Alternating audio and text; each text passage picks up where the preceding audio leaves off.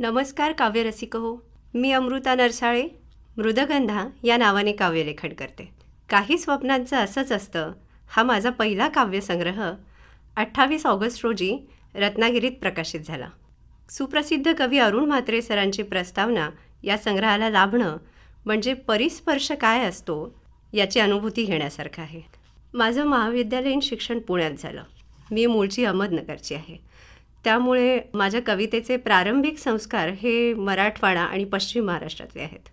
गेली 10 वर्ष मी रत्नागिरीत वास्तव्याला असल्याने कोकणाच्या मातीमध्ये आता माझ्या कवितेला नवीन धुमारे फुटू लागलेत. मुळं घट्ट रोवून ही कविता बहराला येऊ लागली. खरं तर पहिली कविता कधी लिहिली हे सांगणं नेमकं कठीण असतं. अशा वेळेला माझ्याच मनोगतातल्या काही ओळी मला आठवतात. असं म्हणतात की पाल्याच्या शालेय गृहपाठाची वही मागून पुढे भरायला लागली की समजावं आपल्या घरात कलाकार जन्माला येतोय. आहे ना गंमत? वहीच्या मागच्या पानावर गिरवलेल्या 4 ओळींमध्ये मी पहिल्यांदा जे काही लिहिलं त्याचे नेमके अर्थ मला त्यावेळी लागले नसावेत, पण यमक बिमक जुळवून काही बाई लिहिलं होतं एवढंच आठवतंय. सुप्रसिद्ध गीतकार आपल्या सर्वांचेच लाडके गुरु ठाकूर यांच्या ओळी यावेळेला आठवतात. जेव्हा तुम्हाला तुमचा पहिला रसिक भेटतो तेव्हा तुम्हाला तुमच्यातल्या कलाकाराची खऱ्या अर्थाने पहिल्यांदा ओळख होते. पण आपल्या आतला तो कवी भेटलाय ही अनुभूती काही औरच असते. ते शब्दात मांडणं कठीण असतं. कविता अशी अनेक रूपांमध्ये आयुष्याच्या अनेक वेगवेगळ्या वळणावर मला भेटली आहे. कधी ती एका तरुण लावण्यवती स्त्रीच्या रूपातही मला भेटली. पहिली कविता आपण ऐकूया. कवितेचं शीर्षक आहे कविता.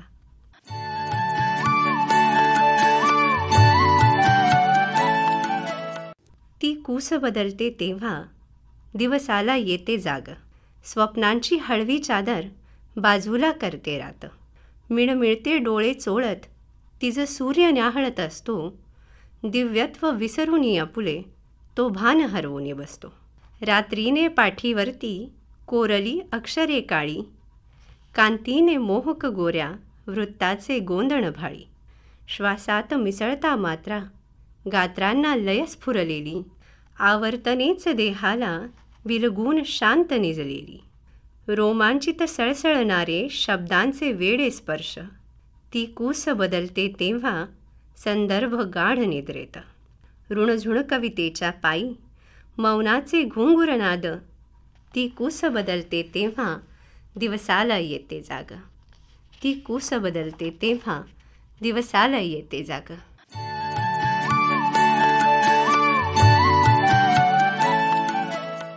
खरं तर कविता आली की संवेदनशीलता आली, हळवेपण आलं, प्रेम माया ओढ आली आणि ओढ म्हटलं की समर्पण आलं. समर्पण भाव ही मानवी मनाची म्हणण्यापेक्षा अंतरात्म्याची एक अवस्था आहे. याच अवस्थेचं प्रतिनिधित्व करणारी एक कविता प्रिया पश्चिमा. प्रिया पश्चिमा लेवून येते रंग केशरी. हळूच बिलगते निळ्या जांभळ्या आकाशाला. प्रिया पश्चिमा लेवून येते रंग केशरी. हळूच बिलगते निळ्या जांभळ्या आकाशाला. कवेत घेता स्वतःस विसरून जणू राधिका रंग लावते तिच्या सावळ्या श्रीरंगाला. लाल केशरी निळा बावरा अजून गहिरा. रंग कोणता ना उमजे वेड्या प्रीतीला. सांज होऊनी कुशीत शिरते शांत नभाच्या. रात्रीचा पांघरून घेते चांदणशेला. सांज होऊनी कुशीत निजते शांत नभाच्या. रात्रीचा पांघरून घेते चांदणशेला. जरी उगवतो तिच्या मनीचा सूर्य पहाटे. पुन्हा चढवते गाली लाली उगाच नटते. सहज मालवित दिवे उन्हाचे रोज निसटते. मिठी सोडवित ती दिवसाची मावळण्याला. प्रिया पश्चिमा लेवून येते रंग केशरी. आतुर आहे युगांपासूनी समर्पणाला.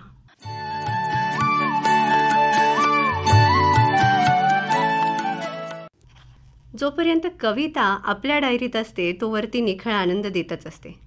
मात्र काव्यरसिकांपर्यंत जेव्हा ती पोचते त्यावेळेला ती प्रगल्भतेची आणि जबाबदारीची जाणीव देते. अनेकांनी माझी कविता वाचल्यानंतर तुझ्या कवितेमध्ये कधी इंदिरा संत भेटतात, कधी शांताबाई डोकावतात, तर कधी आरती प्रभूंची आठवण होते असं सांगितलं. पण माझ्या आवडत्या कवींपैकी एक म्हणजे नाशिकचे सुप्रसिद्ध कवी संजय चौधरी सर यांनी सांगितलं की अमृता, तुझी कविता वाचताना कुठेतरी हिंदी कवयित्री अमृता प्रीतमची आठवण होते. खरं तर ही कॉम्प्लिमेंट माझ्यासाठी खूप मोठी होती, कारण माझ्या वाचनावर, माझ्या व्यक्तिमत्वावर अमृता प्रीतम यांच्या चारित्र्याचा, त्यांच्या व्यक्तिमत्वाचा खूप जास्त प्रभाव आहे. अशीच एक हिंदी कवितेचा अनुवाद केलेली माझी या संग्रहातील कविता फक्त तू. तुझं माझ्या आयुष्यात असणं अगदी त्या सोनचाफ्याच्या फुलासारखं. तुझं माझ्या आयुष्यात असणं अगदी त्या सोनचाफ्याच्या फुलासारखं, तितकंच लागवी, तितकंच मोहक, पण तरी देखील त्याला सतत जवळ घेऊन हुंगत राहणं गरजेचं नाही. त्याच्या इथे तिथे आसपास असण्यानेही श्वास भरून येतात. केवळ आजूबाजूला असलेला त्याचा मंद सुगंध सुखावून जातो मनाला. तुझं माझ्या आयुष्यात असणं त्या असीम आकाशासारखं, त्याला स्पर्श करणं शक्य नाही व त्याचा निळा रंग बोटावर घेता येणं अशक्य, पण तरी त्याला पांघरता येतं हवं तेव्हा मनभर. तुझं माझ्या आयुष्यात असणं एखाद्या कोऱ्या सफेद कागदावर जणू शाईचा इवलासा थेंब. तुझं माझ्या आयुष्यात असणं एखाद्या कोऱ्या सफेद कागदावर जणू शाईचा इवलासा थेंब, इतकासा, अगदी छोटासा, पण फक्त तू.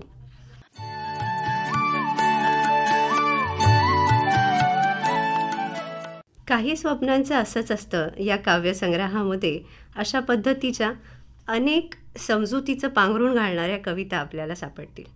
अशावेळी जरी आपण स्वतःच्या मनाला समजूत घालतो, तरी देखील कोणाच्या तरी प्रेमाचा हात डोक्यावरून फिरावा, मायेची ऊब देणाऱ्या कुशीत जाऊन शिरावं आणि कोणाला तरी घट्ट मिठी मारावी असं वाटतं ना. खूप सहज आहेत या भावना. अशाच अर्थाची पुढची कविता, मिठी. कोणीतरी येऊन भेटावं या तळ्याला, कोणीतरी येऊन भेटावं या तळ्याला आणि गच्च मिठी मारावी गळ्याला. कोणीतरी येऊन भेटावं या तळ्याला आणि गच्च मिठी मारावी गळ्याला. पौर्णिमेचं शीतल चांदणं सांडून राहावं मनावर, जाणीवेचे तरंग तसे उमटत जावेत तनावर. झाडाला नकोसं पिवळं पान उडून यावं वाऱ्यावर, अनंत काळापर्यंत फिरत राहावं या नितळ पाण्यावर. कोणीतरी येऊन भेटावं या तळ्याला, रात्रीने जवळ घ्यावं गोंजरावं आईच्या मायेनं, पदरात घेऊन जोजवावं डोंगराच्या गर्द छायेनं. ढवळून काढावा तळ आणि उपसून काढावा गाळ, पाण्याने तरी किती सोसायचा आतल्या आत जाळ. विशाल वृक्षांच्या विराण सावल्या वेढू पाहतात स्वप्नांचे हिरवे काठ, विशाल वृक्षांच्या विराण सावल्या वेढू पाहतात स्वप्नांचे हिरवे काठ. दुरूनच हात देत राहतात पाऊल खुणा, दुरूनच हाक देत राहतात पाऊल खुणा, मात्र फिरकत नाही इथे कुठलीच वाट. तळ वाट पाहतंय आता आभाळाला गहीवरून येण्याची, तळ वाट पाहतंय आता आभाळाला गहीवरून येण्याची. त्याला वाहता येत नाही ना म्हणून पावसालाच कुशीत घेण्याची, त्याला वाहता येत नाही ना म्हणून पावसालाच कुशीत घेण्याची. तळ वाट पाहतंय आता, पण तुर्तास कोणीतरी येऊन भेटावं या तळ्याला आणि गच्च मिठी मारावी गळ्याला. कोणीतरी येऊन भेटावं या तळ्याला आणि गच्च मिठी मारावी गळ्याला.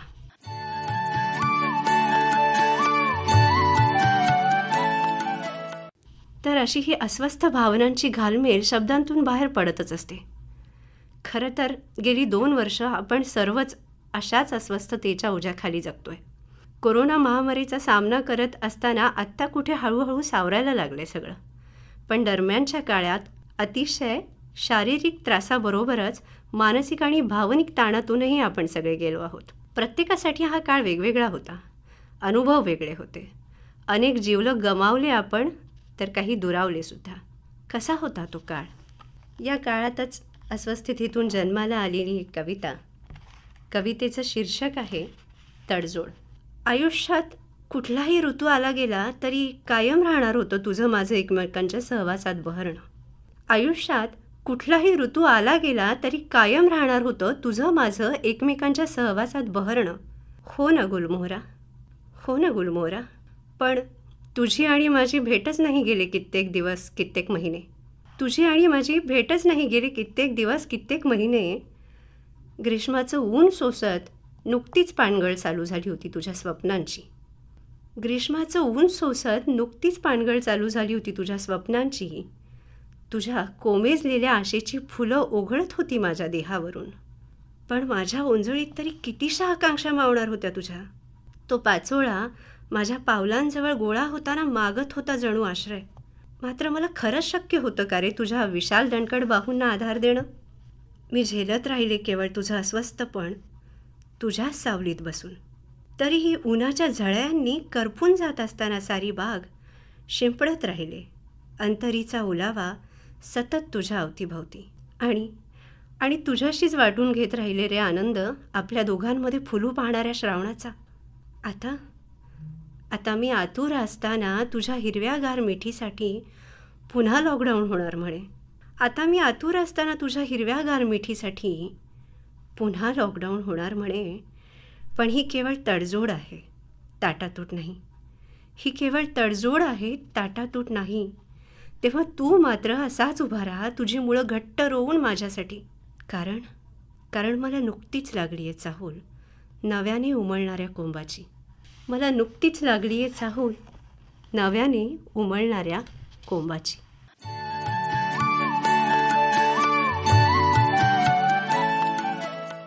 अनेकदा या पराकोटीच्या निराशेतून कविता जन्माला येतात. त्याचबरोबर कधी कविता आक्रोशात राहते आणि हंबरडाही फोडते. धगधगता अंगार होते कविता, शब्द वार करू लागतात, लेखणी शस्त्र होऊ जाते. अमृत प्राप्तीसाठी समुद्र मंथन करावं आणि त्यातून प्राप्त झालेलं विषयही कवीने स्वतःच पचवावं, अशीच काहीशी अनुभूती आहे ही.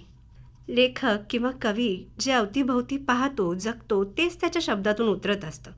एक स्त्री म्हणून जेव्हा चांगल्या वाईट अनुभवांना सामोरी गेले त्यावेळेला वाटलं की केवळ चिंता करणं, दुःख करणं पुरेसं नाही आहे, तर समाजात पाहायला मिळणाऱ्या विकृत मानसिकतेवर ताशेरे ओढण्याची वेळ आली आहे.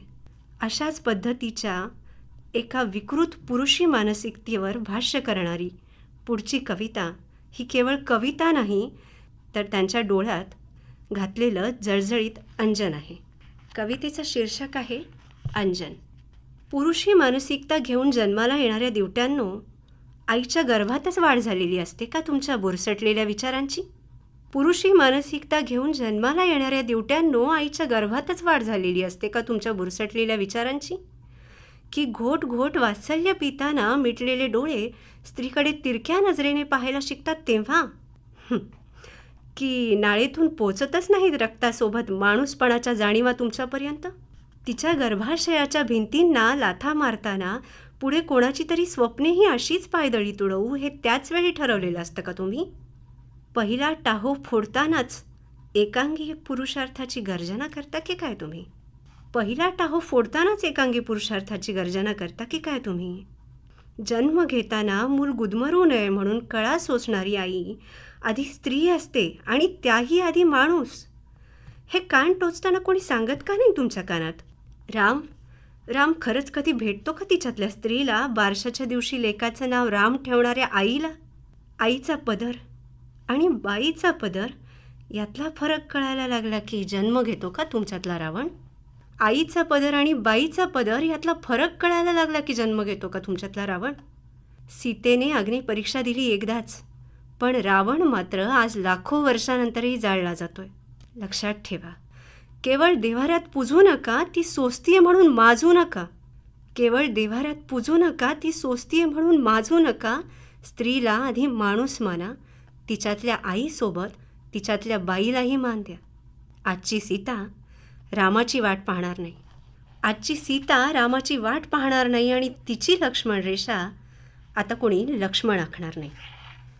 तिची लक्ष्मण रेषा आता कोणी लक्ष्मण आखणार नाही.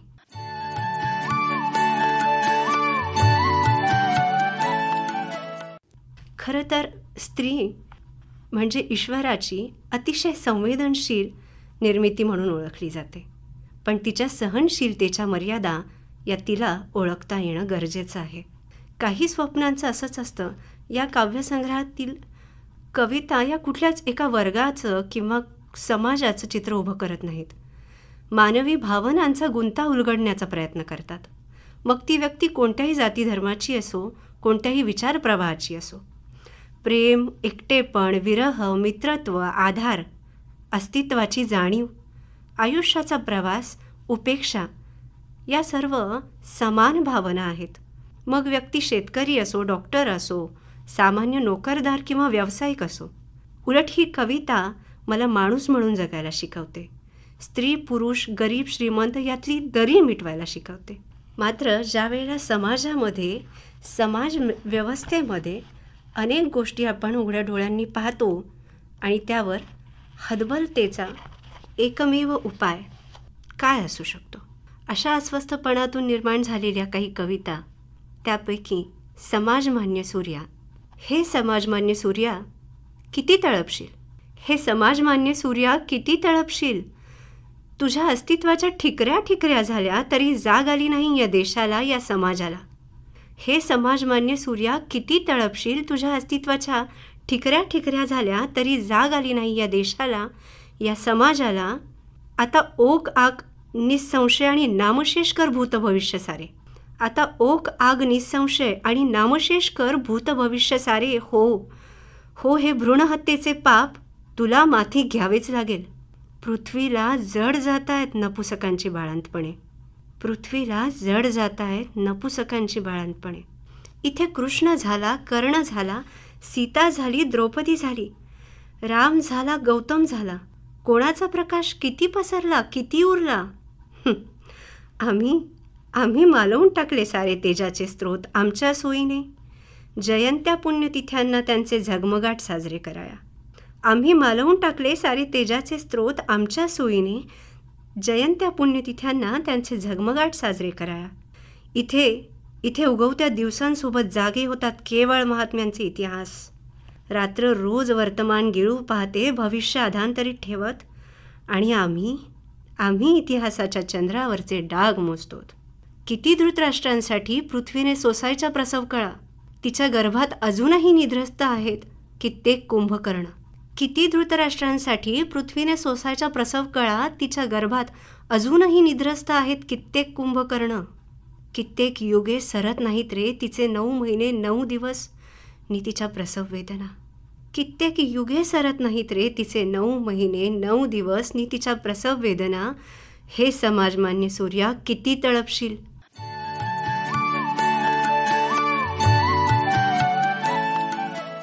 खरं तर सरते शेवटी हे सगळं काही लिहिल्यानंतरही अरुण म्हात्रे सरांच्या काही ओळी आठवतात की शेवटी काहीतरी उरतंच. कितीही लिहिलं तरी शेवटी काहीतरी उरतंच. मग हे सगळं झाल्यानंतर कवी काय मिळवतो, या सगळ्या अनुभूतीतून, या सगळ्या जाणीवांमधून कवीला नेमकं काय मिळतं. आज सोशल मीडियाच्या जगामध्ये ज्या वेळेला आजूबाजूला शब्दांची लीलया करणारे, शब्दांचे जादूगार पाहायला मिळतात, त्यावेळेला अस्वस्थतेच्या उरातून एक प्रश्न समोर येतो, एक प्रश्न उभा राहतो. त्यातून जन्माला आलेली ही कविता अनुभूती. संवेदनशीलतेच्या सर्वोच्च बिंदूपर्यंत जाऊन काय मिळवतो कवी. संवेदनशीलतेच्या सर्वोच्च बिंदूपर्यंत जाऊन काय मिळवतो कवी. काळजाला लावता येईल असं जाणीवेचं अस्तर, की एक एक टाका उसवू पाहणाऱ्या नेणिवेच्या सुया. काळजाला लावता येईल असं जाणीवेचं अस्तर, की एक एक टाका उसवू पाहणाऱ्या नेणिवेच्या सुया. काय मिळवतो कवी. नाजूक रेशमी बंधांच्या गुंत्यातून सुटका, की स्वतःच्याच कोशात अडकणं. नाजूक रेशमी बंधांच्या गुंत्यातून सुटका, की स्वतःच्याच कोशात अडकणं. पराकोटीचा आनंद, की अतीव दुःखाच्या परिसीमा उपभोगण्याचा अनुभव. पराकोटीचा आनंद, की अतीव दुःखाच्या परिसीमा उपभोगण्याचा अनुभव. काय मिळवतो कवी.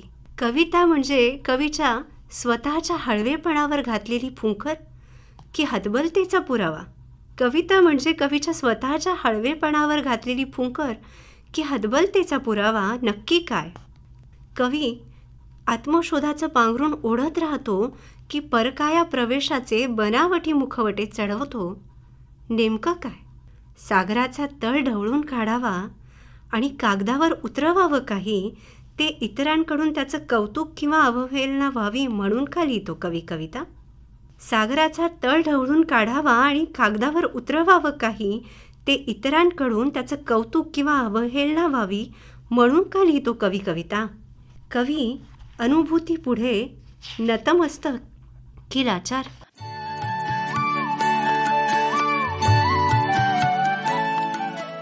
अशा अनेक अस्वस्थपणाच्या जाणीवांमधून जन्माला येतात कविता, त्यावेळेला हळवेपणाचं पांघरून हळवेपणाची फुंकर देखील कविताच घालते. ते कसं?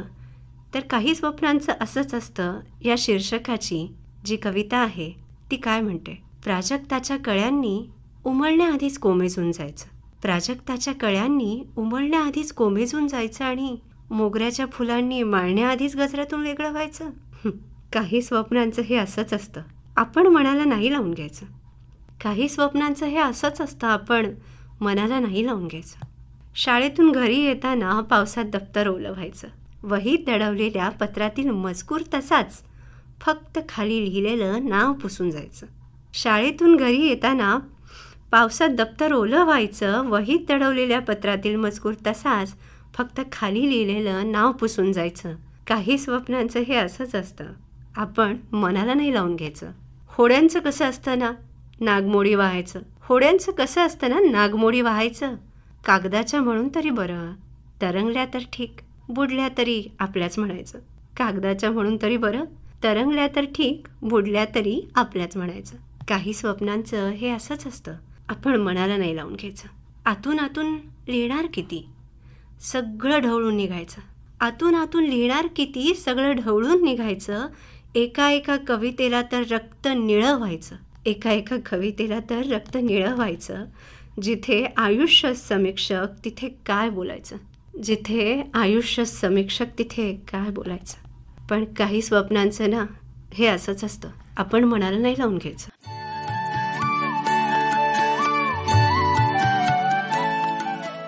प्रत्येक कवीसाठी, कवयित्रीसाठी त्याची कविता हे त्याचं मूल असतं. त्याच्या विचारांतून जन्माला आलेलं एक सुंदर कलाकृती असते. प्रत्येकासाठी त्याची कविता वेगळं काहीतरी देऊन जाते, एक वेगळं नातं निर्माण करून जाते. तो कवीचा आधार असतो. ही कविता माझ्यासाठी काय आहे? समारोपाची ही कविता सादर करते. कवितेचं शीर्षक आहे कविता. नटले जेव्हा स्वतःसाठी ती कानातले डूल झाली. नटले जेव्हा स्वतःसाठी ती कानातले डूल झाली. मला आई पण येण्याआधी माझे पहिले मूल झाली. नटले जेव्हा स्वतःसाठी ती कानातले डूल झाली. मला आई पण येण्याआधी माझे पहिले मूल झाली. घरासाठी रांधताना ती सोबतीला चूल झाली. हात जोडता प्रार्थनेसाठी कविता पूजेचं फूल झाली. हात जोडता प्रार्थनेसाठी कविता पूजेचं फूल झाली. दुःख ओघळता डोळ्यांतून ती पदराचा काठ झाली. दुःख ओघळता डोळ्यांतून ती पदराचा काठ झाली. सुख वाटता दोन करांनी अमृताचा माठ झाली. कधी बेभान लाड झाली, कधी मनाची वाट झाली. कधी थोपटली पाठ तिनेच, कधी कविताच कणात ताड झाली. कधी थोपटली पाठ तिनेच, कधी कविताच कणात ताड झाली. ती वेदनेचा यलगार झाली, आक्रोशाचे अंगार झाली. ती वेदनेचा यलगार झाली, आक्रोशाचे अंगार झाली. सृजनाचे आकार झाली. कविता जगण्याचे सार झाली. कविता जगण्याचे सार झाली. धन्यवाद. आज रत्नागिरी आकाशवाणीने इथे सादर होण्याची, माझ्या विचारांना व्यक्त होण्याची संधी दिली. ही सुवर्ण संधी माझ्या पदरात घातल्याबद्दल मी रत्नागिरी आकाशवाणीचे मनापासून आभार मानते.